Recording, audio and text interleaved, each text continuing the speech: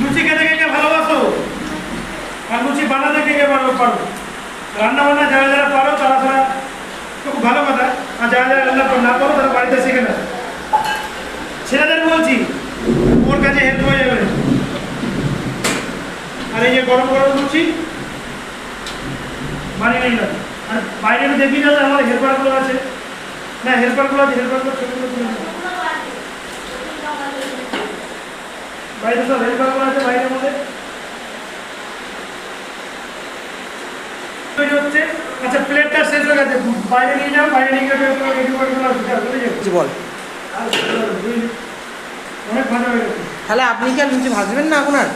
না আমার মোটামুটি আমার ইচ্ছা আছে এইটুকুর মধ্যে মোটামুটি ভাজা কমপ্লিট করে দেবো আর ভাজ করবো